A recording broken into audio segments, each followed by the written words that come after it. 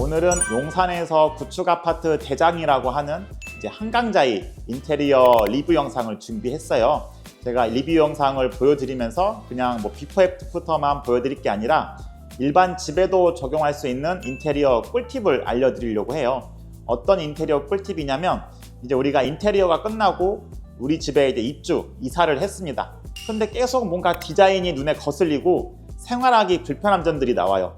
근데 그게 인테리어 하자라면은 AS를 요청해서 이제 끝내면 되지만, 이제 그게 하자가 아니라 고객님들이 뭐 마감재를 잘못 선택을 하시거나 가구 미팅을 하시면서 구조를 잘못 선택하셔서 나올 수 있는 불편한 점들이에요.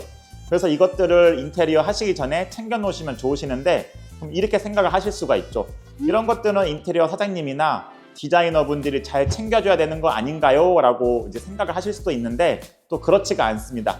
물론 이제 저희 디자인 세로에서는 인테리어 최고봉이라고 하는 홍익대학원 석사까지 마치신 수석 디자이너님이 꼼꼼히 챙겨주지만, 이제 모든 인테리어 업체가 디자이너가 다 있는 게 아니거든요. 또 디자이너가 있다고 해도 대부분 다 프리랜서로 그 현장만 하고 빠지기 때문에 좀 더 책임감도 덜 할 수가 있어요. 아니면 인테리어 디자이너가 없는 분들도 많고요.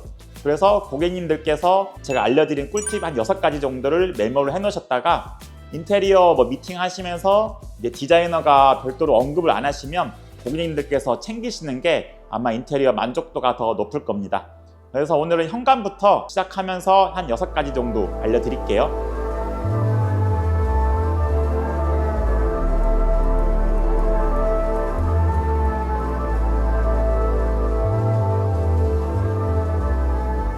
네, 현관입니다. 이제 현관의 비포 애프터 사진을 보시면 무엇이 가장 달라졌을까요? 네, 물론 신발장이나 타일 색깔도 달라지긴 했지만 좀 가장 크게 달라진 디자인이나 분위기는 바로 이 중문입니다. 이 중문이 이제 간살 중문으로 바뀌었는데요. 이제 간살 중문이라는 건 뭐냐면, 여기 보시는 것처럼 이걸 이제 간살이라고 하는데, 이 간살이 일정 간격으로 패턴으로 계속 있는 거를 이제 간살 중문이라고 해요. 이제 간살 중문 같은 경우는 일반 중문보다 가격이 한 100에서 200 정도 더 비싸긴 하거든요. 그래도 이렇게 우드톤의 분위기를 낼 수 있으니까 디자인 쪽으로 하시는 분들이 최근에는 많이 늘어났습니다. 근데 간살 중문을 하실 때 주의하실 점이 한 가지가 있어요. 보통 간살 중문을 하시는 집들은 우드 화이트 톤을 분위기를 하시는 분들이 많고, 그래서 이제 각 공간별로 우드의 포인트가 있습니다. 그래서 이 현관에는 이제 이 간살에 우드 포인트가 있는 건데, 근데 우드 포인트가 다른 공간에 있는 곳이랑 색깔은 보통 많이 맞춰요. 색깔은 보통 많이 맞춰서 가시는데 놓치시는 게 바로 이 나무의 무늬입니다. 이 나무의 무늬까지는 좀 놓치시는 분들이 많더라고요. 그럼 어떤 느낌이 드냐면, 일단 색깔이 맞았기 때문에 크게 뭔가 어색하진 않는데, 이게 자세히 보면은 이 무늬가 달라서 서로 따로따로 공간이 논다, 통일성이 떨어진다라는 느낌이 들 수가 있어요. 그래서 간살 중문을 하신 분들은 한 번 더 이제 이렇게 무늬를 맞춰 주시고요. 근데 무늬가 자연적으로 맞춰지는 게 아닌가요? 라고 생각을 하실 수가 있는데, 또 그게 아니에요. 왜냐면은 이 각 공간별로 이 우드 포인트를 하시는 작업자도 다르고 장소도 달라요. 뭐 예를 들어서 이 중문 같은 경우는 중문 전문 업체에서 이제 만들어서 오시고, 가구 같은 경우는 가구에서 또 마감을 해서 오게 되고, 또 일반 이제 벽에 우드 포인트가 들어가면 그건 필름 업체에서 이제 하게 되거든요. 그래서 이제 디자이너 분이나 집주인 분이나 인테리어 업체 사장님이 이걸 다 통일시켜 주는 거를 챙기지 않으면 다 따로따로 각자의 우드 필름을 가져올 수 있기 때문에 무늬까지는 안 맞을 수가 있습니다. 그래서 꼭 이렇게 무늬까지 한번 직접 보시고 맞춰주시는 게 집의 통일성을 높여줄 수가 있어요. 그래서 이제 보시면은 이 간살의 이제 우드 무늬가 세로로 나와 있고, 저희 택배함의 무늬도 이렇게 세로로 나와 있거든요. 그래서 통일감이 더 올라가죠. 또 택배함 얘기가 나왔으니까 또 잠깐 설명을 드리면, 요즘은 신발장을 이렇게 일부 크기를 줄여가지고 택배함을 많이 만드시기도 해요. 요즘은 이제 코로나가 지나면서 이런 택배 문화가 더 일상화가 돼가지고 보통 이제 다 공감을 하실 건데, 아침에 출근하려고 문을 열면 택배가 뭐 한 2-3개는 쌓여 있잖아요. 그러면 출근길이다 보니까 바빠가지고 그걸 또 다 오픈해서 정리는 못하고 현관 안에다만 들여놓고 급하게 출근을 하시는데, 그러면 그렇게 해도 되긴 하지만, 그럼 이제 그 다음 가족 구성원이 나가실 때 이게 바닥에 있으면 발에 걸리고, 아니면 또 고객님이 이제 나중에 퇴근하고 집에 오셔서 이 택배가 이렇게 또 현관 앞에 있으면 안 그래도 피곤한 몸인데 뭔가 더 지저분해져 있으니까 현관이 더 피로할 수가 있잖아요. 그래서 이렇게 택배함을 일부 만들어 놓고 여기다 이렇게 정리를 해 놓으면 집이 좀 더 이렇게 정돈돼서 깔끔하게 생활할 수가 있어서 많이 하고 있습니다. 잠깐 샜는데 우드 화이트 인테리어를 하실 때는 전체적으로 무늬 맞춤까지 해주시면은 집의 통일성이 더 올라간다. 이게 뭐 인테리어 비용이 더 드는 게 아닌데 같은 인테리어 비용으로 더 높은 디자인을 만들 수 있다라는 꿀팁 같습니다. 그리고 이 영상을 보신 분들이라면 이제 인테리어 준비하시는 분들이 많을 것 같아요. 인테리어 준비하면서 가장 고민되는 게 이 비용인데 제가 어떻게 하면 이 비용을 최대 2천만 원까지 맡길 수 있는지 정리해 놓은 영상이 있습니다. 아래 고정 댓글에 제가 링크 남겨놓을 테니까 필요하신 분들은 꼭 보시고 저희는 이제 이어서 다음 장소로 이동을 할게요. 네, 다음은 주방입니다. 네, 비포 애프터 사진을 보시면 무엇이 가장 달라졌을까요? 네, 바로 이제 냉장고 위치인데요. 냉장고 위치를 기준으로 여기 있다가 이 뒷면 벽으로 옮기게 됐습니다. 이제 왜 옮겼냐면 이 냉장고 위치가 여기 있기 때문에 이제 주방 앞부분에 냉장고가 있으면 시선을 막기 때문에 주방이 더 좁게 보입니다. 이 한강자의 주방이 절대 좁게 나온 게 아니거든요. 냉장고 위치가 여기 있기 때문에 주방이 좁게 느껴져 가지고 저희가 뒤쪽 벽으로 빼드렸고요.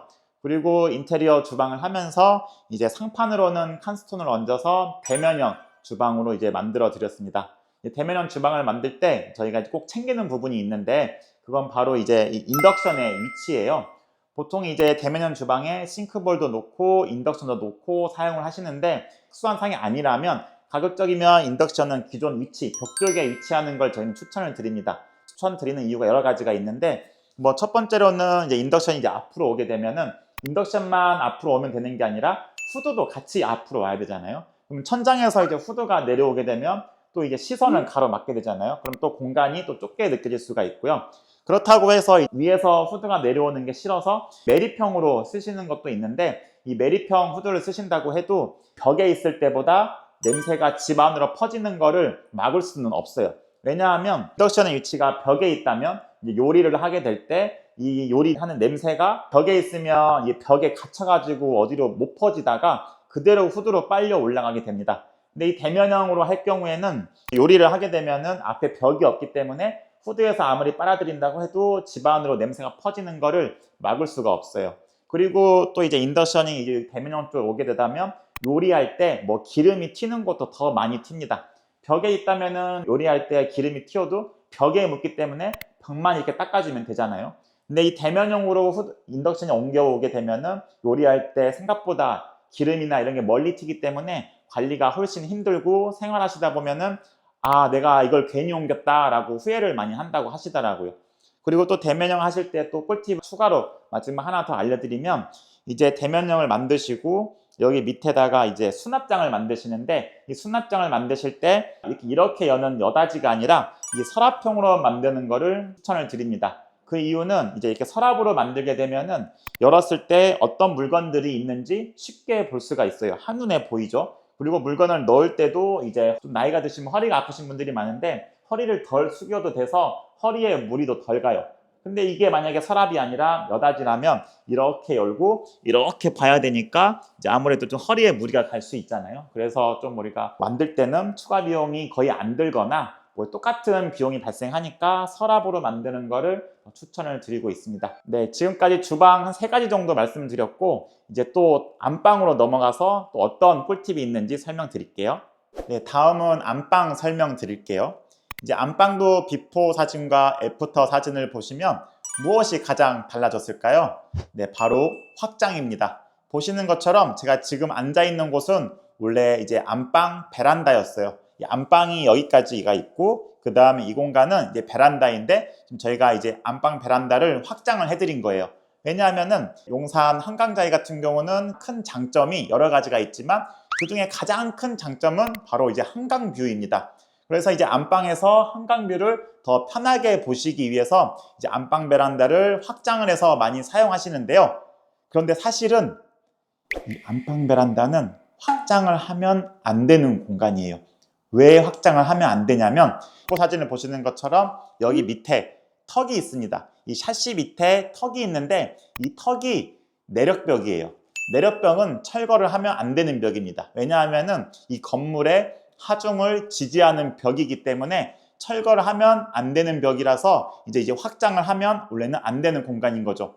그런데 이제 네이버에서 한강자이 인테리어 검색해 보시면 안방이 다 확장돼 있는 것도 많이 볼 수 있어요. 그럼 그런 사진들은 뭐냐? 라도 저희도 물어봤어요. 관리실에. 물어보니까 그런 것들은 사실 누가 다칠 수 있기 때문에 제가 자세히는 말씀은 안 드리겠지만 국가에서도 하면 싫어하는 확장이고 관리실에서도 싫어하는 확장이기 때문에 최악의 경우에는 다시 원복까지도 할 수 있어요. 그렇기 때문에 저희는 이런 리스크를 안고 확장을 이제 또 안 하자니 또 이 한강뷰를 놓치게 되고 또 그렇다고 또 법을 어기고 확장을 하자니 나중에 더 큰 문제가 생길 수가 있고 이런 고민들을 하다가 저희가 생각해낸 아이디어가 이 텐마루입니다. 어차피 이 공간은 베란다이기 때문에 이쪽에는 이제 벽이 있어가지고 이 확장된 베란다 공간이 넓게 생활 공간으로 쓰기는 어렵고 딱 이렇게 앉아서 한강을 바라보기 편한 구조거든요.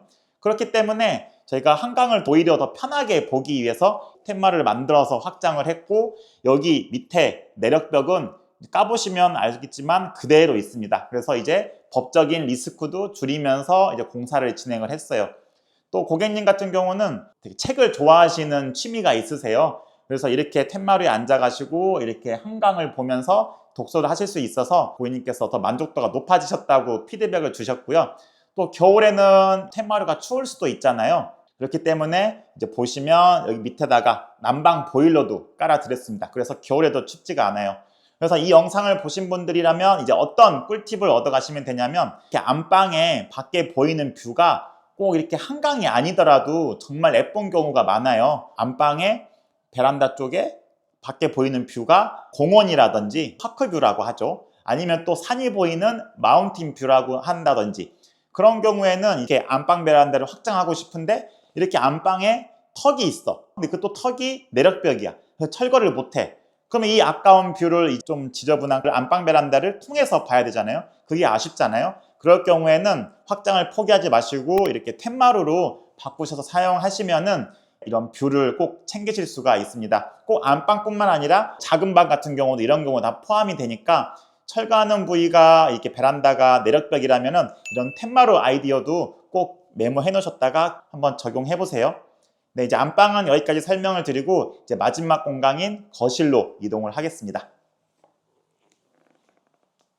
이제 거실입니다. 네, 비포 사진과 애프터 사진을 보시면 무엇이 가장 크게 달라졌을까요?